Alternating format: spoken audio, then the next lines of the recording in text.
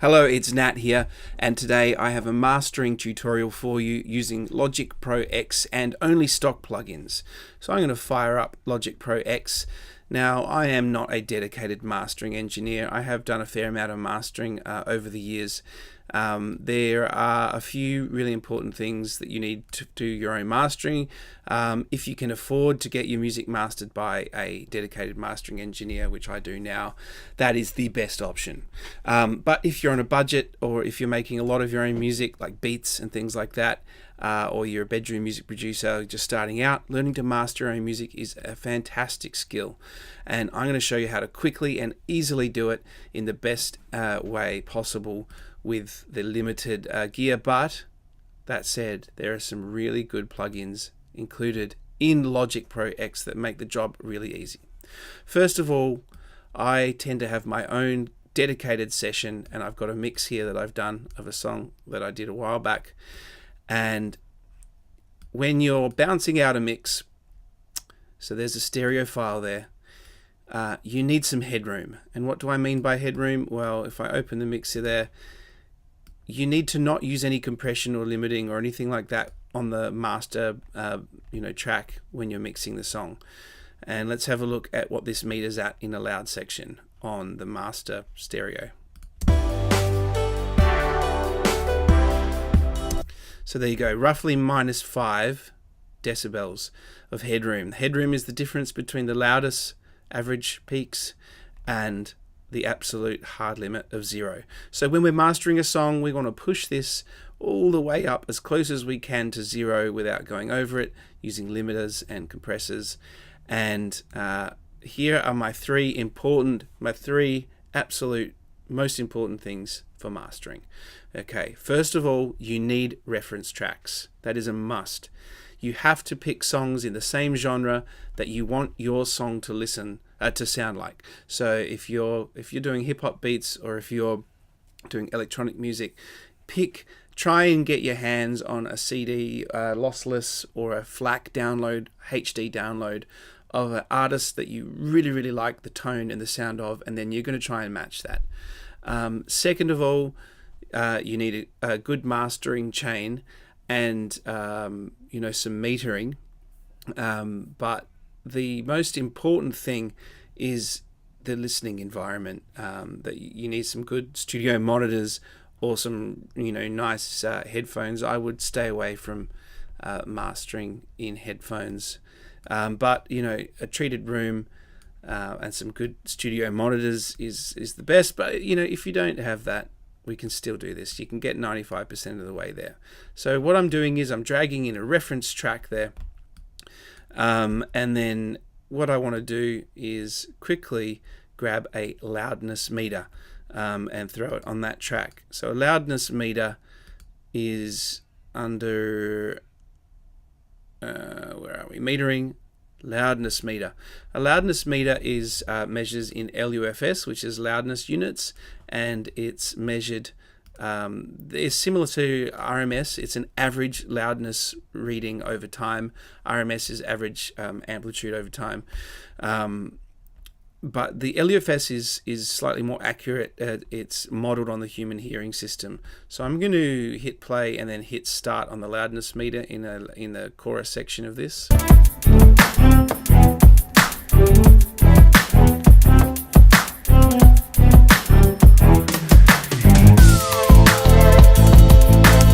Okay, normally I would perhaps grab a minute at least, so because the integrated is the average. So you can see here we've got a reading of -9.5. So this LUFS average loudness is your friend. This is what you want, and it's going to depend on stylistically how you want your music mastered.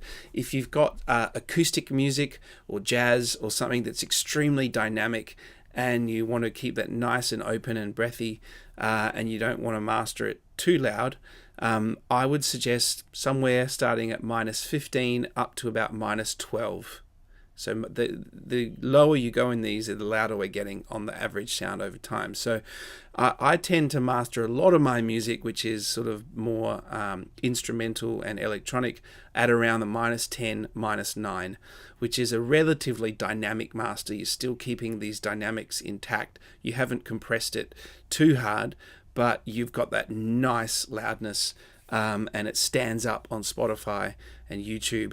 And these platforms have limiting systems anyway. So if you cook your mix too much, if you cook your master, they're just going to pull back they're going to pull it back. They're going to limit it, and you're going to lose even more dynamics. So if you want a really loud master, you can push it up to -8, -7. But if you absolutely want to cook it within an inch of its life, you can go up to about -5. I've seen some crazy people push them up to -4, -3 for EDM club bangers and things like that. And then your waveform is just going to look like a brick, and there'll be no dynamics at all, basically, but it'll be really, really loud. So that's just a guide for this LUFS meter. So we're going to use this at the end of our mastering chain to see how we're going. So what I'm going to do first of all is bring down the volume on the reference track till it's similar to the original track here.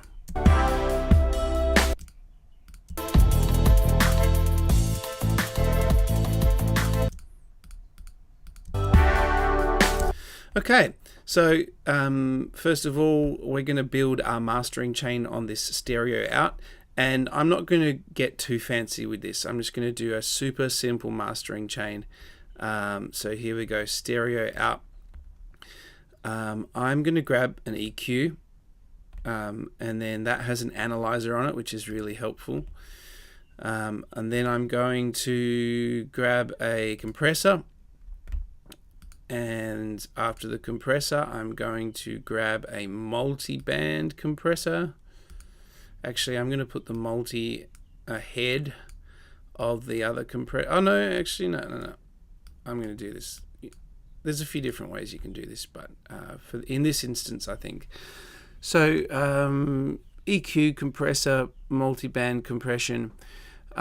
Sometimes it's good to, let's have a look here, under imaging, to grab a stereo spread meter. I'm going to switch that off for the moment. And then we have a limiter at the end of this chain under dynamics. Did I grab the stereo limiter? That is the question.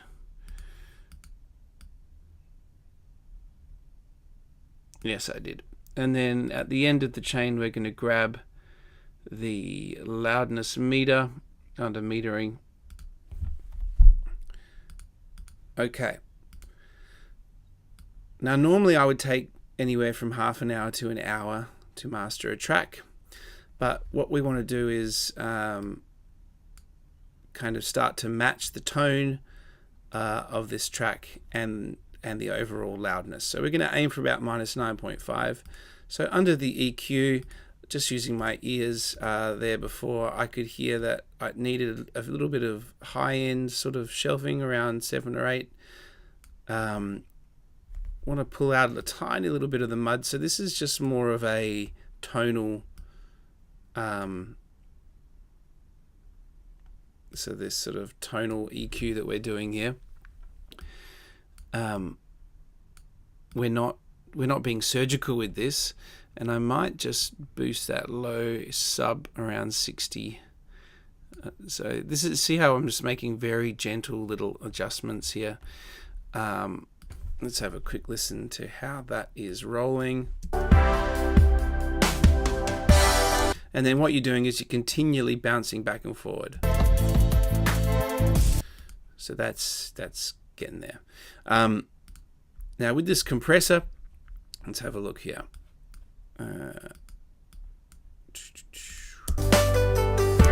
Okay, what I want with this compressor is a really long release, about a second. I'm going to try and have this compressor engaged almost constantly, so it's like a gentle massage over the whole track to just sort of squeeze it a bit. And then we're going to add in with each step of these compressors, we're going to add in a little bit of gain, and then we're going to use the limiter to add the final loudness. So I only want about 2 or 3 decibels of gain reduction on this meter. So let's have a look. So the more I bring the threshold down, the more gain reduction is going to occur. At 0, no gain reduction is going to occur.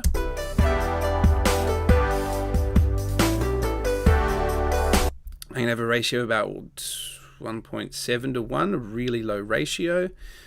Fairly soft knee, so push that up to about -8. And we're going to have a medium attack, maybe about 40, let's call it 50 milliseconds. So it's taking a little bit to kick in and a long time to release. And then we're going to add in the gain back into it. Just give it 3.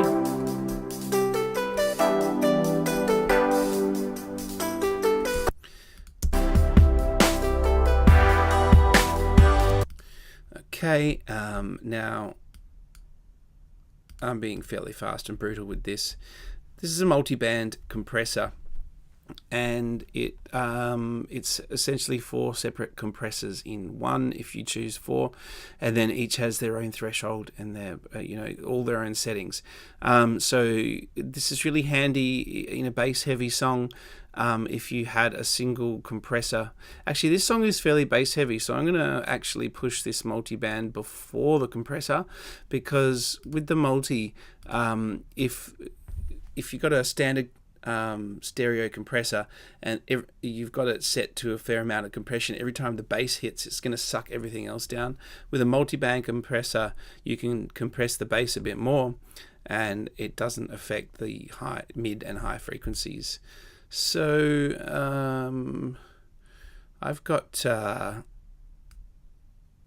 setting here that I have tweaked.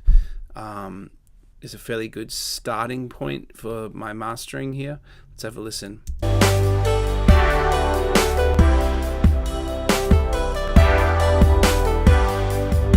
You can hear that just brings out a bit of extra gain and gets it a bit more crispy. Another layer of compression. I'm not going to go into multiband compression too much in this tutorial. I just want to get a... Okay, so with the stereo spread, it's not always good to use it, but sometimes you want to get a wider master, and I tend to use this light high frequency spread.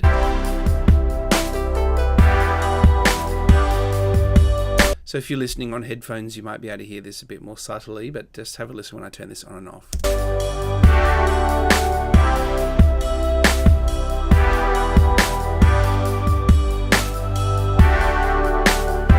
Okay, one thing I've just noticed is I'm already peaking on the master bus here. I'm already and that's not good at this point. So I'm going to have to pull some gain out. On this multi, I'm going to pull this down to unity, and on this compressor, I'm going to actually only give it 0.5 dB. Now let's have a look at what we're doing on this master bus.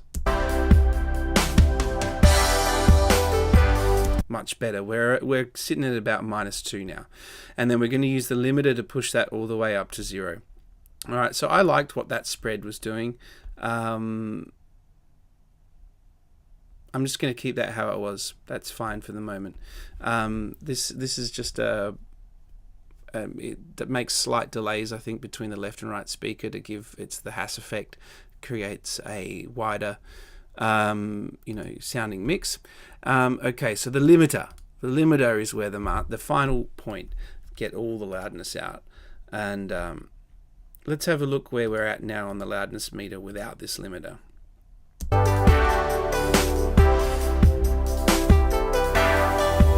So we're about -17, so we've got a long way to go for loudness. Okay, so with this limiter, what are we going to do? We're going to... that release is fine. I'm just going to push the gain up until we start getting gain reduction on this middle meter.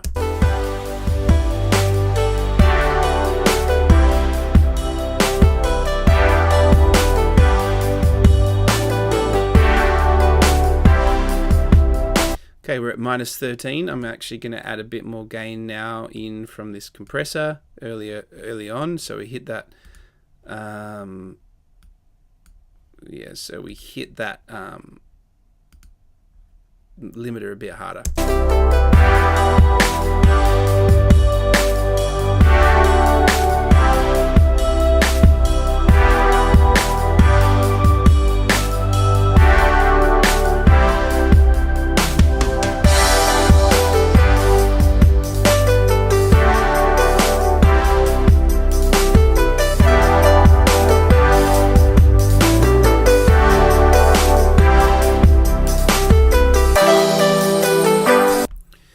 Okay, something's going a bit wrong here because I can hear the compression.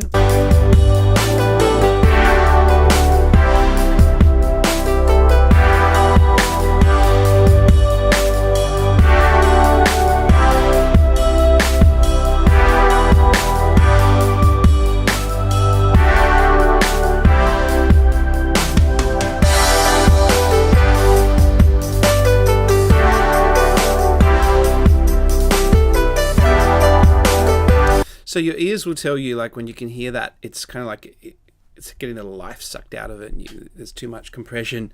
So this is when you sort of tweak the multi, like your layers of compression here. If you're hearing that, you just muck around with the output gain, and make sure that you're not, cooking it too badly. Let's have another listen.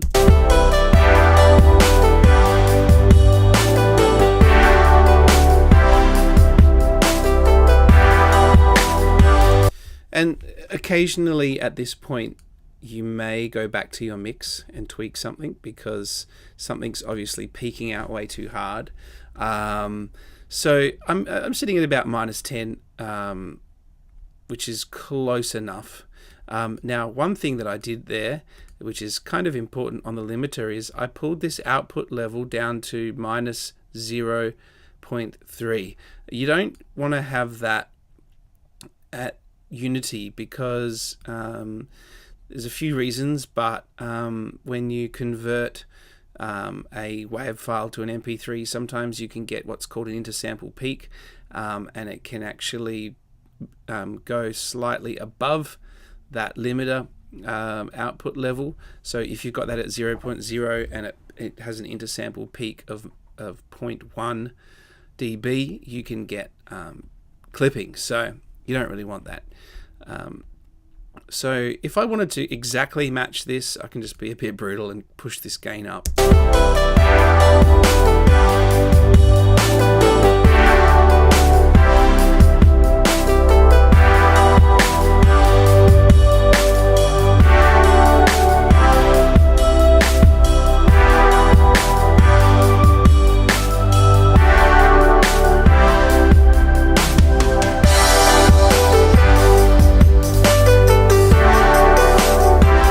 Okay, so I'm not going to go too heavily through this, but at some point in here there's a little bit too much compression happening that I'm not entirely happy with.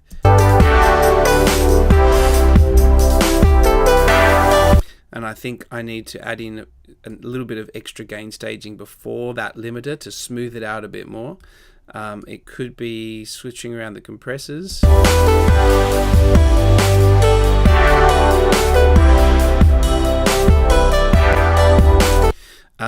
But anyway, let's have a listen now to each one at full volume, and you'll see how they really do match in loudness.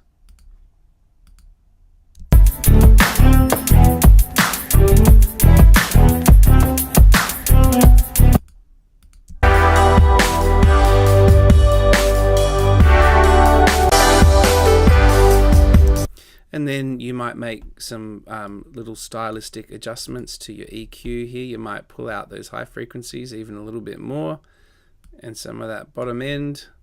But remember, if you make changes on the EQ here, you're adding gain in, so that's going to affect your layers of compression. But that is basically it. And then when you've got a nice master going, you can then select your region that you want to bounce out. You can add fades if you want to the volume, which is sometimes good to do. Sometimes I just use that one there.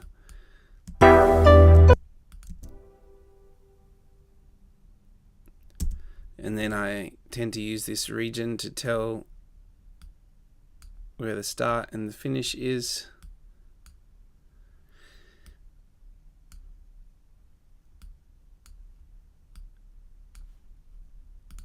Okay, and then we're going to, that was just the automation that I just switched on then. And then we're going to do the file, we're going to do the bounce, and we're going to select PCM, which is non-compressed wave, 24-bit, 48 kilohertz. Oh, we can do it CD if we want, if it's going to a CD. Who uses CDs anymore though, hey? I tend to use a higher sample rate before converting it to MP3. And then on the dithering, I'm just going to use this first level of dithering. Dithering is a whole nother subject. It's to do with the digital encoding of the file.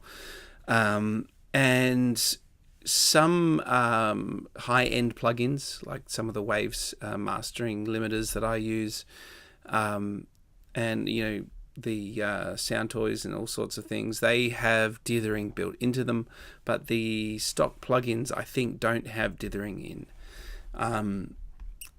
the mastering suite here.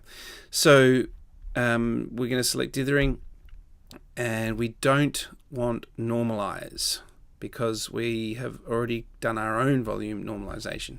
And then if I hit OK, I'm just going to pop that to the desktop here. And what I'm going to do is I'm going to bring that in, and then we can have now a look at what that looks like compared to the other files. And we should see a drastic increase in the amplitude. Look at that. That's what a nice master looks like. I call it a fuzzy caterpillar. You'll see now that looks a lot more like this one. Not quite as cooked as that one. So I actually probably don't want to play it from that track because I'm running through now the mastering on the main suite. So actually that reference track was also running through that mastering chain. So I probably should have switched the mastering off when referencing that track, but there's a little hot tip for you. But I was mainly referencing it at the start. But yeah, that's true. If you want to hear that track there without the mastering plugins, I would just quickly switch them all off and then reference this track here. And then now when we compare that to this one,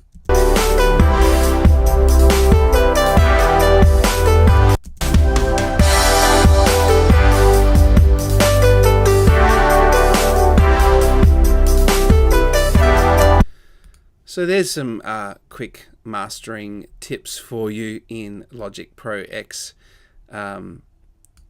That's how you can start to do your own mastering, and it can be you can get your track sounding way better than just throwing a limiter or on the master bus, or just dragging your mix into one of the online services, which you have to pay for anyway. This is free, and make sure you just check out a few different tutorials on mastering, and you should start getting some really good results from home, just mastering at home. So there's a start for you. I may make some more advanced tutorials in the future where we'll go a bit more in depth. Cheers.